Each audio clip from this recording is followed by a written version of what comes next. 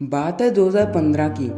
IIT से graduate किया हुआ एक लड़का अपने दमदार स्टार्टअप आइडिया के साथ फुल कॉन्फिडेंस में इन्वेस्टर्स के पास जाता है। पर इसके आइडिया को सुनते ही एक या दो बार नहीं बल्कि पूरे 75 बार इसे ठुकरा दिया जाता है। लेकिन पता है, आज वही स्टार्टअप 8,517 करोड़ से भी ज़्यादा की वैल्यू रखता है। इतना ही नहीं, ओला और ऊबर जैसे दिग्गजों को भी इसने बाइक टैक्सी सर्विस में कई पीछे छोड़ दिया है। जी हाँ, मैं बात कर रहा हूँ रैपिडो की। इसने इंडिया मार्केट की नीड्स को समझा और पहली बार टू व्हीलर टैक्सी सर्विस की शुरुआत की।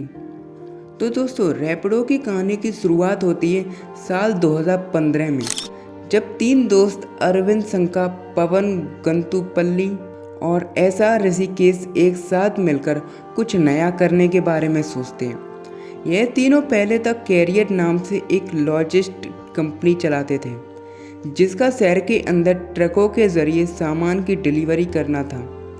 उनका यह बिजनेस काफ़ी अच्छा चल रहा था। पर जब सब कुछ अच्छा चल रहा था तो इन्हें रैपिडो की शुरुआत करने की ज़रूरत क्या पड़ी?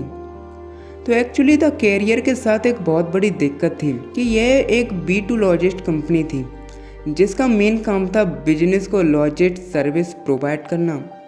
इस बिजनेस मॉडल की वजह से कंपनी की ग्रोथ काफ़ी स्लो हो रही थी, क्योंकि B2B ऑपरेशन स्केलेबिलिटी अक्सर लिमिटेड ही होती थी। इस चैलेंज को समझते हुए कंपनी के फाउंडर ने सोचा कि अगर हमें रैपिड ग्रोथ चाहिए तो कुछ नया करना होगा, और कुछ इस तरह से उनके मन में टैक्सी सर्विस का आइडिया आया। लेकिन ये चीज़ इतनी आसान नहीं थी। अपने इंडिया में 4 व्हीलर से ज़्यादा 2 व्हीलर का क्रेज़ ज़्यादा था, और इस 2 व्हीलर टैक्सी सर्विस में कोई कंपटीटर भी नहीं था। और इसी सोच के साथ 2015 में रैपिडो की शुरुआत होती है, जहाँ कुछ समय तक इसे सेल्फ फंडेड ही रखा गया।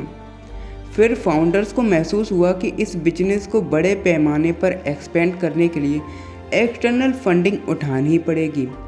लेकिन इसके लिए इन्वेस्टर को मनाना एक बहुत बड़ा चैलेंज था, और उस टाइम पर ओला और ऊबर अपनी कमाल की मार्केट स्ट्रेटेजी से काफ़ी पॉपुलर हो रहे थे। तो इतनी लंबी इनके पास फंडिंग की कोई कमी नहीं थी। इसका फ़ायदा उठाकर वे ड्राइवर्स को बड़े बड़े ऑफर्स दे रहे थे और कस्टमर को भारी डिस्काउंट दे रहे थे। रैपिडो के फाउंडर भी चाहते थे कि जल्द से जल्द उन्हें फंडिंग मिले और वे जल्द से रैपिडो की ग्रोथ पर काम कर सकें।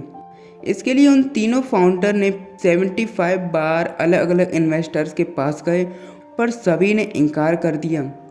लगातार कोशिश करने के बाद आखिरकार उन्हें 3 इन्वेस्टर्स मिले, जो रैपिडो में इन्वेस्ट करने को तैयार हो गए। और साथ ही हीरो मोटर्स कॉर्प के सीईओ पवन गुलजार ने रैपिडो के फाउंडर को सलाह दी कि रैपिडो को बड़े शहरों पर ज़्यादा ध्यान न देकर छोटे शहरों पर फोकस करना चाहिए, क्योंकि बड़े शहरों में पहले से ही ओला और ऊबर दोनों में काफ़ी तगड़ा कंपटीशन चल रहा था। और इस स्ट्रेटजी से रैपिडो में बहुत ही कम समय में शानदार ग्रोथ मिली। सब कुछ अच्छा होने के बाद फिर से रैपिडो पर काले बादल छा जाते हैं। तो दरअसल अक्टूबर 2018 में कोयम्बटूर के ट्रांसपोर्ट डिपार्टमेंट ने रैपिडो की कई बाइक्स को सीज कर दिया, क्योंकि ये बिना किसी वैलिड परमिट के वहाँ अपनी सर्विस ऑपरेट कर रहे थे। फरवरी 2019 में बेंगलोर के अंदर रैपिडो और ओला की 200 से ज़्यादा बाइक्स को सीज कर दिया। ऑथोरिटीज़ का कहना था कि इन कंपनीज के पास रिक्वायर्ड लाइसेंस नहीं था, पर इन सभी प्रॉब्लम से रैपिडो ने अपने आप को संभाल लिया।